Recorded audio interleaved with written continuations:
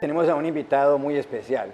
Se trata de Simon Schama, uno de los historiadores británicos, de los historiadores ingleses más destacados del mundo, profesor, entre otras, ya en la actualidad, de la Universidad de Columbia en Nueva York.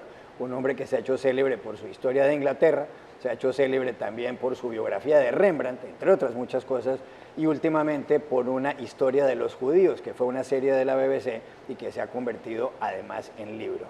Gracias por estar con nosotros, es un placer. La primera pregunta es, ¿qué tan importantes han sido los judíos en la historia? Probablemente es muy importante y muy bueno también. Antes me habías preguntado, antes de la conversación, por qué no había escrito esto antes o por qué empecé a escribirlo. En ese sentido, es un tema más obvio porque la religión judía es la única religión que el mundo Sahoy recuerda. Es algo que recuerda todo. Es servir Auschwitz. Es el hecho para recordar a los hijos sobre el éxodo de Egipto.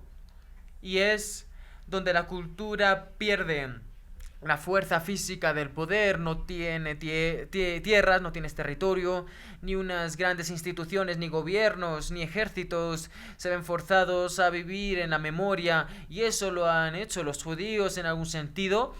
Es como el poder de la mente, del recuerdo y de las palabras. Los judíos, lo crucial de la Biblia es que como si los judíos supieran que iban a estar viajando mucho. Así que la escritura fue algo como algo donde pudieran viajar con su propia memoria en un momento en el que el poder siempre fueron tus raíces, donde estabas tú plantado. Entonces los judíos son los más cosmopolitas.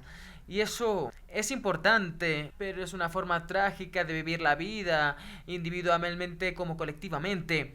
¿Es esa la razón por la que los judíos han sobrevivido? Los judíos no han construido fortalezas ni castillos, ¿por eso han sobrevivido? Hay un poema maravilloso escrito por un hombre, Busque, quien fue uno de los judíos secretos que salieron de Portugal. Ellos también fueron expulsados de Portugal después de haber sido expulsados de España. Y cuando él llegó, fue creo que en Estambul, él publicó este poema. Él decía que es posible que Dios, que nos ha elegido para la tragedia, para sufrir, porque nos han esparcido por todas partes, pero ese esparcimiento ha sido una bendición porque si hay un tirano o un asesino en algún lugar podemos salir e ir a otro.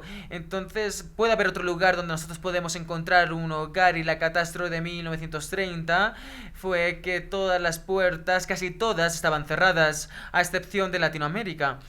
Por cualquier razón que fuera, Latinoamérica y Shanghái en China fueron uno de los pocos lugares donde podías llegar en un barco, donde las puertas estaban abiertas en realidad. Así que nosotros, tú y yo, vivimos, y creo que nadie lo esperó, en una era de refugiados, en una era en la que cientos de miles y millones de personas están siendo esparcidas por fuerza o por elección a través del mundo. Y esto lo hace como en un tiempo judío, en cierta forma. Es el momento de que los judíos es que entienden bastante bien, es algo instintivo en realidad. Quiero traerlo al presente.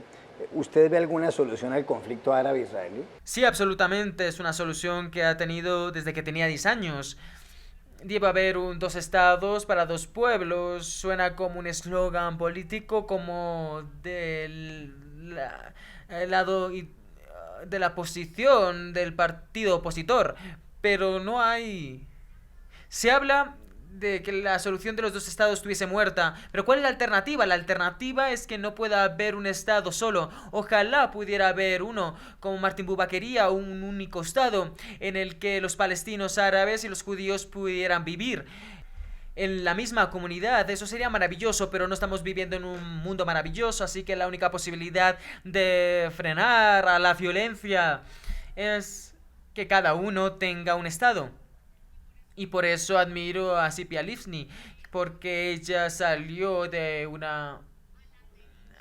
a la derecha para llegar a esta conclusión. Por ejemplo, personas que yo odiaba como Ariel Sharon, Van Bacon, todos llegaron a la misma conclusión. Israel no puede sobrevivir para siempre como una democracia y ser un ocupador, aparte de toda la brutalidad y la deshumanización. La ocupación deshumaniza a las personas y deshumaniza a los ocupadores. Los judíos especialmente deberían entender esto. Yo no vivo en Israel. No tengo el derecho, pero profundamente creo que esto es verdad.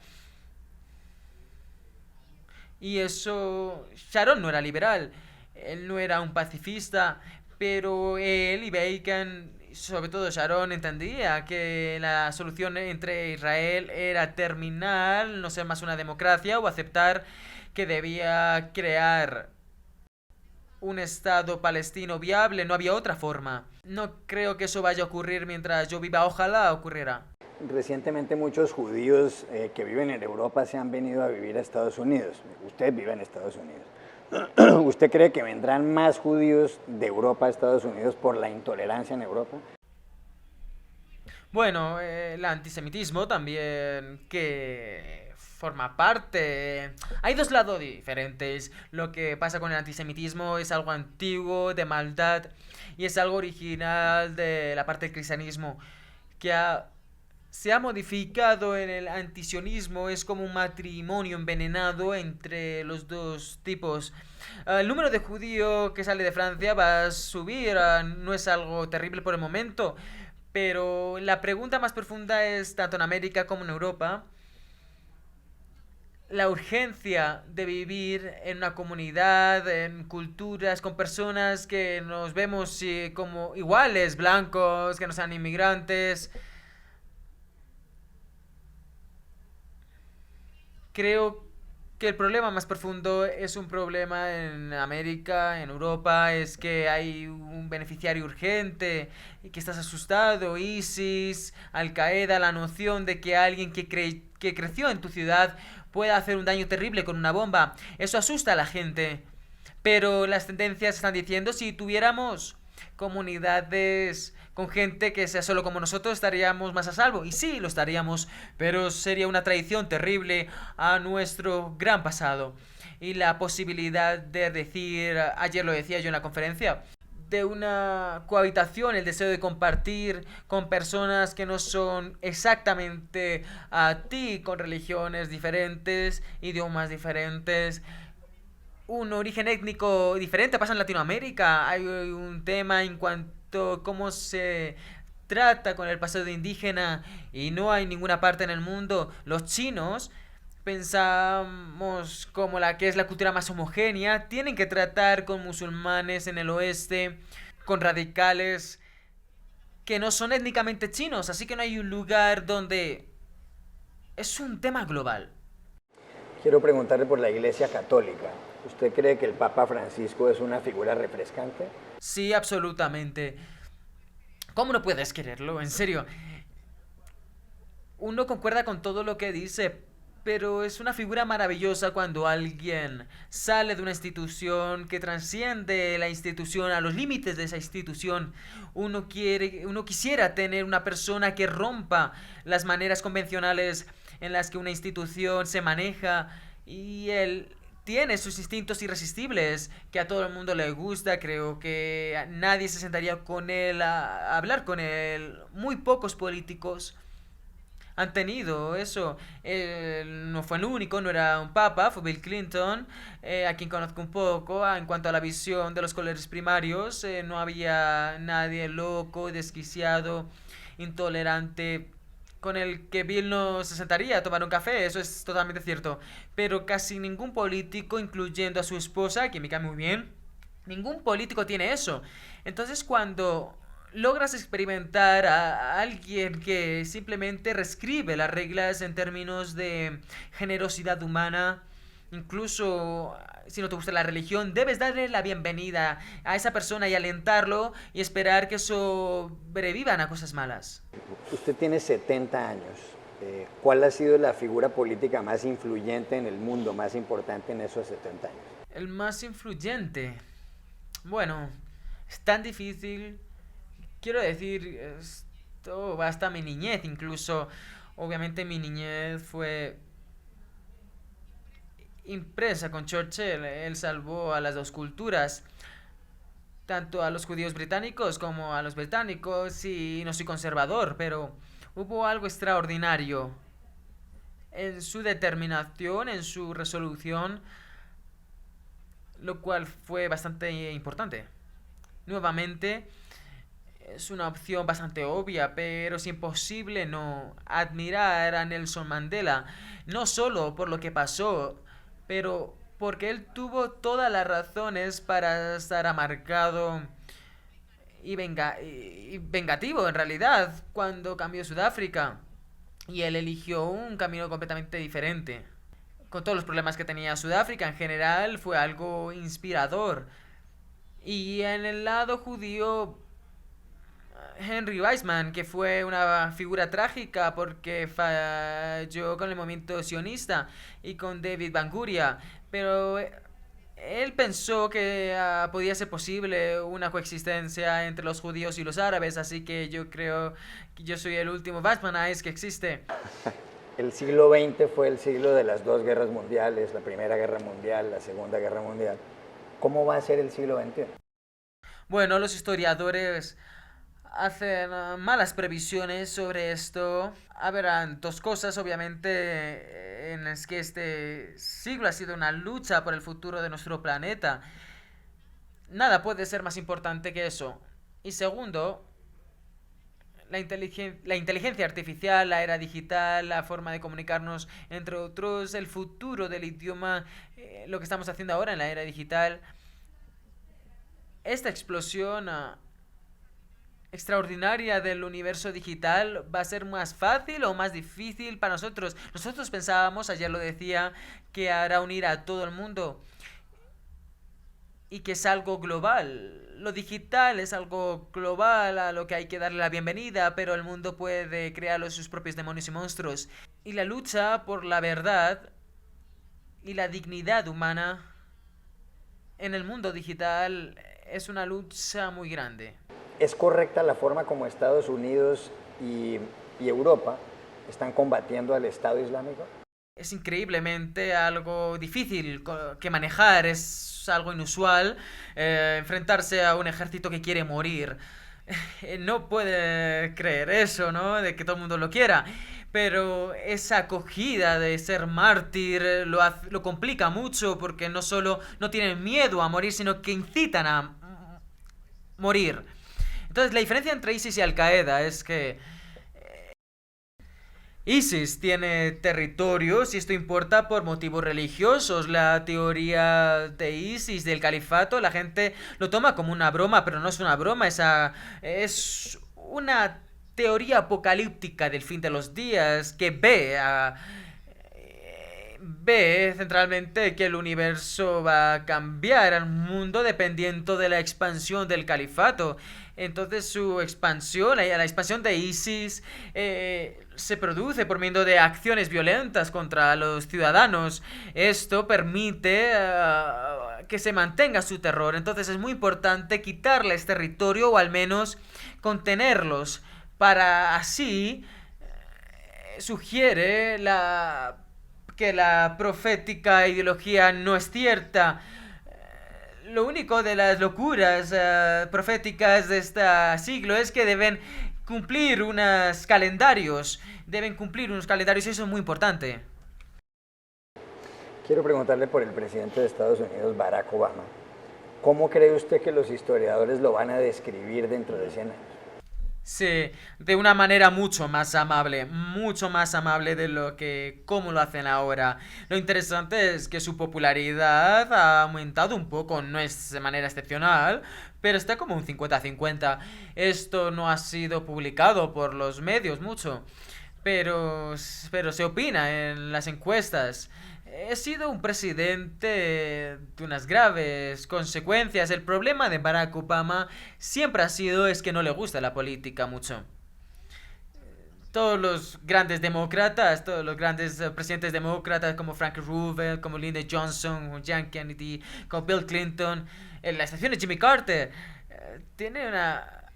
Ellos les gusta un poco suciarse. Él era muy santo para este mundo, no le gustaba, entonces se sentía degradado por ello. Pero, dado que le resultó muy difícil ser un animal político, ha sido sorprendente todo lo que ha logrado. Nunca había pensado sobre el acuerdo medioambiental, pero nadie se imaginaba que Rusia y China iban a firmar un acuerdo sobre el cambio climático global. Lo más importante, él y su gobierno evitaron que Estados Unidos cayese por un acantilado. El desempleo ahora está a la mitad. La industria automotriz, que supuestamente estaba muerta, ha tenido su mejor año en el último medio siglo. Y la sanidad, el acta sanitario, ha otorgado seguro médico a más de 18.000 personas que antes no tenía. Y el principio ese, que era algo fatal, de que las aseguradoras te podían dar la espalda por unas condiciones preexistentes. En otras palabras, si estabas enfermo, porque no te enfrentaste a tu enfermedad. Es monstruoso. Entonces, no será perfecto, ¿no? Pero la ironía es que durante su presidencia las relaciones raciales han empeorado, no han mejorado. Eso lo ha dicho varias veces. Él habló sobre la división, que siempre ha sido, que no iba a pasar. Nosotros, los que estábamos ahí, estábamos muy contentos cuando fue elegido presidente, pero esperábamos que no fuese asesinado. Se me cruzaba en mi mente muchas veces.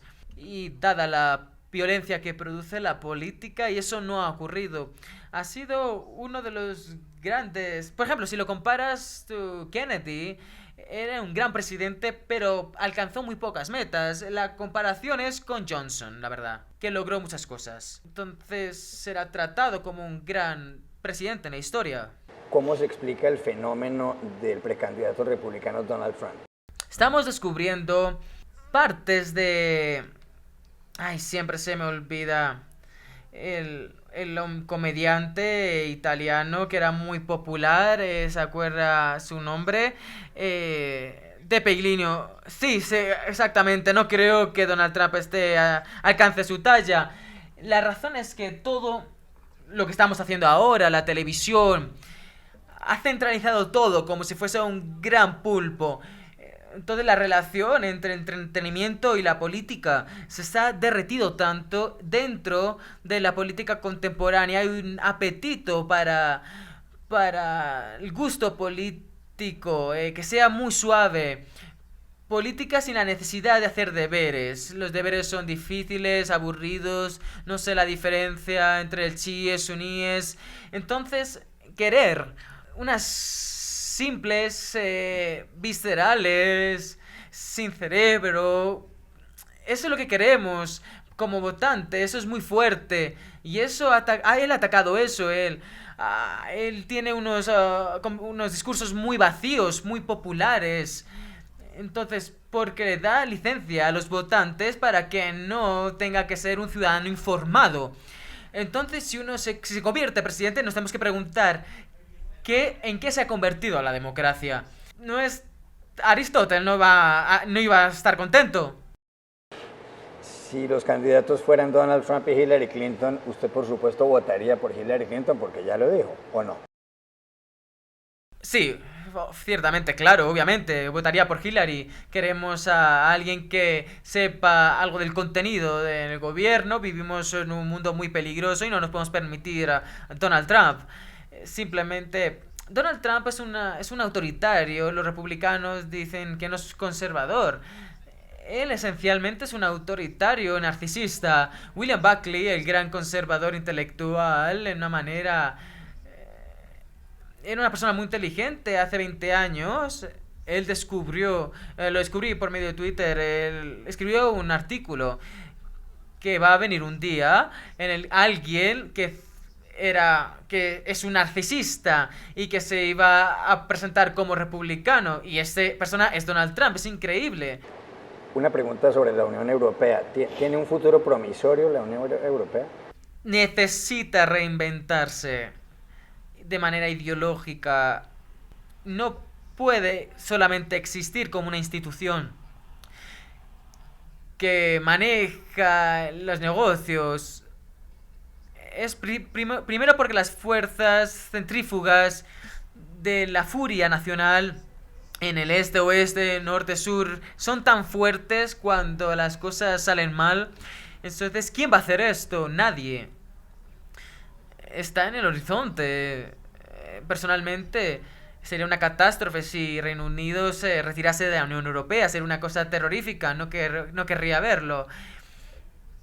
Hay una posibilidad también de que Escocia deje Reino Unido y que Reino Unido deje la Unión Europea. Entonces sería momento de yo navegar al Pacífico o puede venir a Colombia. Entonces el Reino Unido debe mantenerse en la Unión Europea. Absolutamente, en Europa, absolutamente.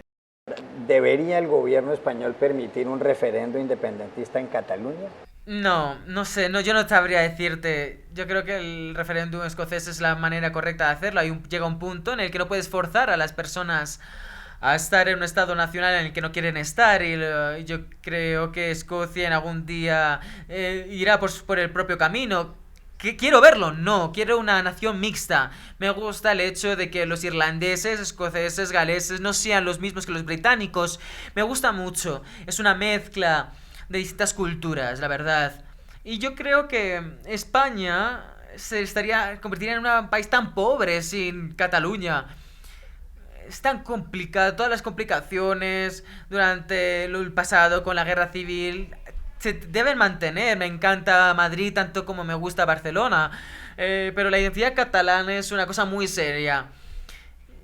Todo el mundo estamos mirando hacia ello, pero parece que es el caso de que los catalanes entre ellos están muy divididos, como lo están los escoceses, como 50-50. ¿Tendría que haber un referéndum? Sí, probablemente. ¿Tú crees que habrá uno? Yo no creo. Usted escribió un libro sobre Rembrandt. ¿Por qué le llama la atención Rembrandt? Por dos razones.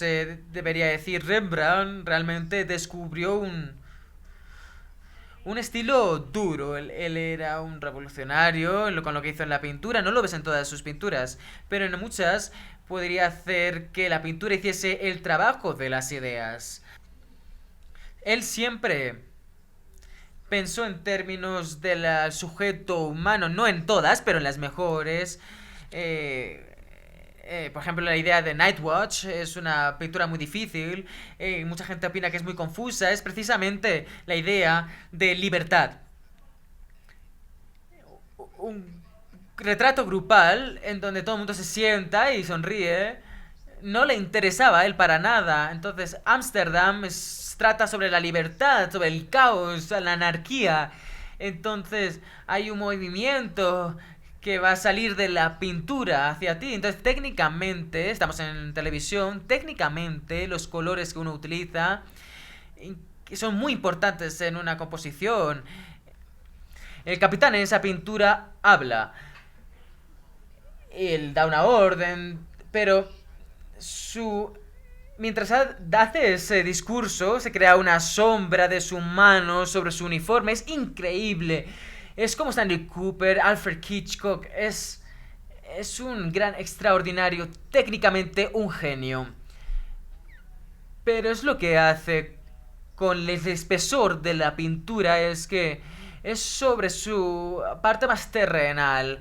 El Jewish Bride es una gran pintura, es absolutamente, trata sobre tocar el amor expresado en el toque, cuando uno toca el pecho de la persona amada. Es una increíble idea y físicamente lo que logró el único otro par de Rembrandt, siendo que Caravaggio ya murió, es Velázquez. Entonces tienes a estos dos extraordinarios genios que te hubiese gustado que se hubiesen conocido el uno al otro, pero no lo hicieron. Ambos tienen un gran intelecto, son genios, son sabios, aportan algo que supuestamente parece muy simple. Estoy a punto de hacer una serie de arte en televisión y quiero poner Las Meninas y Nightwatch como en un diálogo entre ellas. Electrónicamente lo puedes hacer, así que quiero hacer como una especie de una caja mágica con ello. Usted también tiene trabajo sobre Picasso, el pintor español. ¿Ha sido Picasso el mejor artista, el más importante del siglo XX y de lo que va del XXI? Sí, obviamente. Matisse también es muy bonito, pero Picasso otra vez vuelvo a lo que yo decía antes, la palabra arte significa crear algo simple, crear una pieza de joya, algo opuesto a lo que es intelectual, el concepto, algo conceptual, complicado. Y la idea en la mente de Michelangelo, Leonardo, trajo esa lo noble de traer cosas complejas y de liberarlo por el pincel o la piedra. Picasso estaba así. No hay que extrañar, porque al final de sus días él fue y recordó a Rembrandt. Él era un modernista que le dio la espalda y al final de sus días él estaba obsesionado con los grandes maestros. Él tenía una pintura de Nightwatch y que miraba todos los días. Él es... Él es un... No todo, obviamente. Él pintó también mucha basura. Lo mismo que... también lo dije para Rembrandt. Pero Picasso es un gran pensador. Es como Einstein. Es como Stravinsky. Todo. Él es un curioso de la humanidad. Todo lo que ocurre. Todo lo que ocurre de una manera tan rápida. Una manera con tanta valentía. Él cambia de un tipo de cubismo a otro, de cubismo a unas líneas clásicas y después por un tipo más sensual. Y el Guernica, dejando a un lado los clichés, es una de las grandes pinturas de la historia, si no la pintura. Es brillante, te motiva. Y un poco explica cómo Picasso era un bastardo con las mujeres, una persona tan complicada, pero tienes un sentido extraordinario de la empatía, del sufrimiento de las personas también. David Bowie murió hace pocos días. ¿Era tan importante David Bowie? Para mí fue como si hubiese perdido un amigo que... En parte porque yo nací en el 45, entonces yo recuerdo cuando apareció Bowie por primera vez, a principios de los 70. Entonces, recuerdas, tu vida está marcada. Hunky Dorian, Life on Mars, Space Oddity y... ¿Has visto Lazarus? Es una pequeña obra de arte. Odio a la gente que pide estas tantas demandas. Si te gustan las palabras, si amas las palabras y esa extravagancia imaginativa, era uno de los grandes compositores de las palabras. Entonces odio. He tenido muchos amigos cercanos, ¿no? Que han muerto hace poco y estoy triste y enfadado. Entonces es como un enfado. Estoy enfadado con Bowie, me lo tomé muy personal. Yo soy famoso por ser muy amigable con la gente. Estaba en un restaurante como hace 20-25 años y ahí estaba Bowie sentado. Y por una vez en la vida era muy vergonzoso para levantarme y decirle, saludarle. Pero cuando abandoné el restaurante, él estaba sentado, entonces dije, por lo menos tengo que saludarle. Y lo hice. Y él me dio la más bonita sonrisa y me saludó de vuelta. Entonces pensé, tú eres un gran héroe. Porque él vio que estaba en un estado de confusión patética. Fue muy dulce. ¿Quiénes son mejores, los Beatles o los Rolling Stones? Bueno, rechazo, ponerme a un lado o a otro, amo a los dos. Es una de las preguntas que me niego a responder. No querría hacer eso. Son distintos polos, el norte, el blues, Peltry, el blues. Entonces, cojo el quinto.